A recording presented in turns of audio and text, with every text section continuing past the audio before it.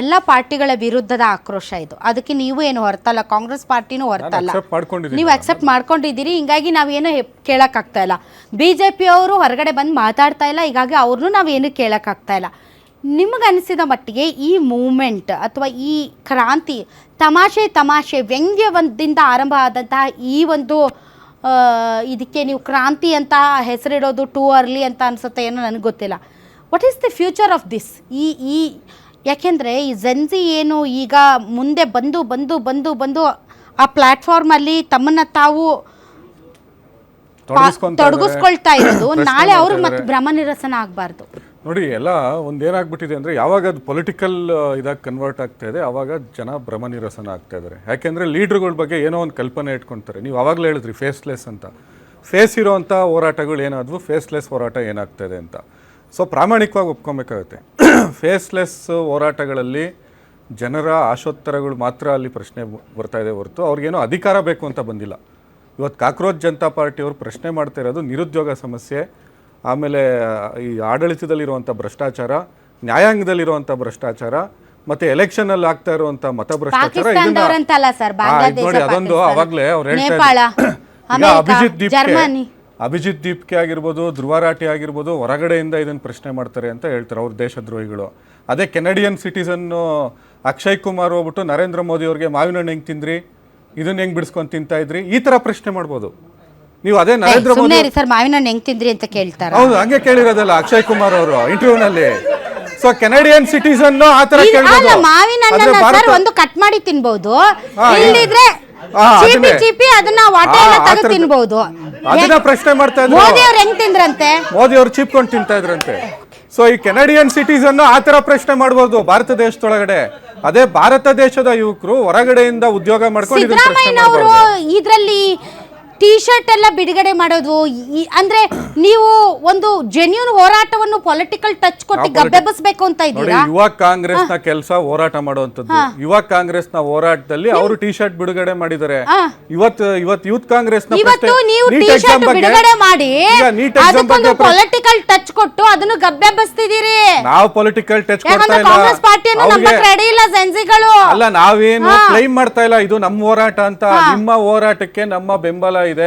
Party ಇದೆ ಅಲ್ಲ ರೀ, ಅಲ್ಲ ಪಾರ್ಟಿ ಇದೆ, ಮುಖ ಇದೆ, ಕೇಡರ್ ಇದೆ. ಸಮುದ್ರದಂತ ಪಕ್ಷ, 1000ಕ್ಕಿಂತ ಹೆಚ್ಚು ಲೀಡರ್ಸ್ ಅಲ್ಲ, ಇಷ್ಟೆಲ್ಲ ಇಲ್ಲೇ ಇರುವಂತಹ ಒಂದು ಕ್ರಾಂತಿಗೆ ನಾನು ನಿಮ್ ಜೊತೆ ಇರ್ತೀನಿ ಅಂತ ಟಿ ಶರ್ಟ್ ಎತ್ತಿ ಹಿಡಿಯೋದು ನಿಮ್ಮ ಕೈಲಾಗದ ತನ. ಜನರ ಭಾವನೆಗಳಿಗೆ, ಆಶೋತ್ತರಗಳಿಗೆ ಧ್ವನಿಯಾಗಿದ್ದೀವಿ ನಾವು. ನಮ್ ಕೈಲಾಗಲ್ಲ ಅಂತಲ್ಲ. ನಾವು ಆಕ್ಸಿಜನ್ ಕೊಡಕ್ಕಾಗದೇ ಇದ್ದಂತ ಸಂದರ್ಭದಲ್ಲಿ ಆಕ್ಸಿಜನ್ ಕೊಟ್ಟವ್ರು ನಾವು. ಯೂತ್ ಕಾಂಗ್ರೆಸ್ ರಾಷ್ಟ್ರೀಯ ಅಧ್ಯಕ್ಷ ಶ್ರೀನಿವಾಸ ಆಕ್ಸಿಜನ್ ಕೊಟ್ಟರು. ಕೊಡಕ್ಕಾಗ್ಲಿಲ್ಲ ಆಕ್ಸಿಜನ್. ಯುವ ಜನಾಂಗ ಇವತ್ತೆಷ್ಟೋ ಜನ ಯುವ ಜನಾಂಗ ಕೈಗೆತ್ತಿಕೊಂಡಿರುವಂತಹ ಹೋರಾಟವನ್ನ ಹೈಜಾಕ್ ಮಾಡಿ ನಾವು ಇದ್ರಲ್ಲಿ ಭಾಗಿ ನಿಮಗೆ ಪಕ್ಷ ಬೇಕು, ಅದಕ್ಕೊಂದು ಚಿಹ್ನೆ ಬೇಕು, ಮುಖ್ಯಮಂತ್ರಿ ಬೇಕಾ? ನೀವು ನಿಮ್ಮ ಭಾವನೆ ಅದು. ಇವತ್ತು ಇವ್ರಿಗೂ ಏನ್ ನೈತಿಕತೆ ಇಲ್ಲ.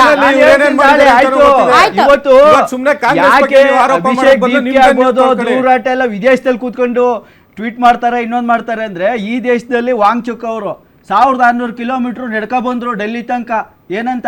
ಲಡಾಖ್ಗೆ ಸ್ಟೇಟ್ ಹುಡ್ ಕೊಡಿ ಅಂತ. ಅವನ್ನ ನ್ಯಾಷನಲ್ ಸೆಕ್ಯೂರಿಟಿ ಆಕ್ಟ್ ಅಲ್ಲಿ 170 ದಿವಸ ಜೈಲಲ್ಲಿ ಇಡ್ತಾರೆ. 170 ದಿವಸ ಇಟ್ಟ ಮೇಲೆ ಆಮೇಲೆ ಕೋರ್ಟ್ ಹೇಳುತ್ತೆ ಇಲ್ಲ ಇದು ಕೇಸೇ ಸರಿ ಇಲ್ಲ, ಇವನ್ ಮೇಲೆ ಹಾಕಿರೋ FIR ಸರಿ ಇಲ್ಲ ಅಂತಾರೆ.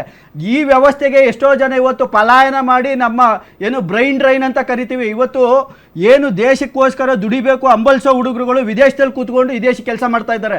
ಆ ವ್ಯವಸ್ಥೆಗೆ ಇವತ್ತು ಈ ದೇಶ ತಂದಿರೋದು. ಯಾಕಂದ್ರೆ ಸ್ವತಂತ್ರವಾಗಿರ್ಬೇಕಾದಂಥ ಏನು ಏಜೆನ್ಸಿಗಳು ಇವ್ರು ಕೈಗೊಂಬೆ ಮಾಡಿಕೊಂಡು ಇವ್ರು ಬೇಕಾದ್ರೆ ಅರೆಸ್ಟ್ ಮಾಡ್ತಾರೆ, UAPA ಆಕ್ಟ್ ಮಾಡ್ತಾರೆ, ಇನ್ನೊಂದು ಯಾವುದೋ NSA ಆಕ್ಟ್ ಮಾಡ್ತಾರೆ, ವರ್ಷಾನ್ಗಟ್ಲೆ ಜೈಲಲ್ಲಿ ಇಡ್ತಾರೆ, ಒಂದೇ ಒಂದು ಟ್ರಯಲ್ ಕೂಡ ಮಾಡಲ್ಲ.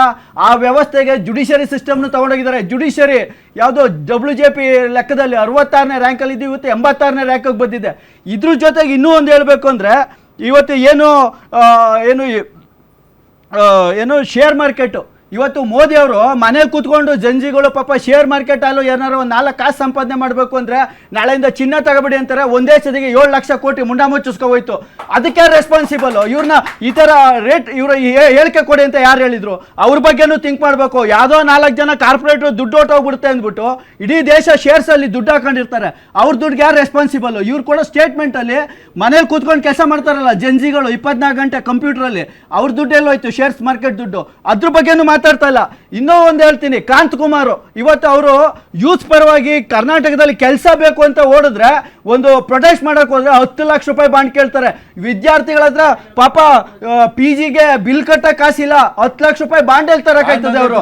ಮತ್ತೆ ಇನ್ನೊಂದು ಹೇಳ್ತೀನಿ, ಇದೇ ಸಿದ್ದರಾಮಯ್ಯ ಸರ್ಕಾರ ಇವತ್ತು ಬೆಂಗಳೂರಲ್ಲಿ ನಾವು ಕೆರೆ ಬಗ್ಗೆ ಹೋರಾಟ ಮಾಡಿದ್ರೆ ಅಟ್ರಾಸಿಟಿ ಕೇಸ್ ಬುಕ್ ಮಾಡ್ತಾರೆ. ಇವ್ರಿಗೆ ಯಾವ ನೈತಿಕತೆ ಇದೆ? ಇವರೆಲ್ಲ ಬರೀ ಅಟ್ರಾಸಿಟಿ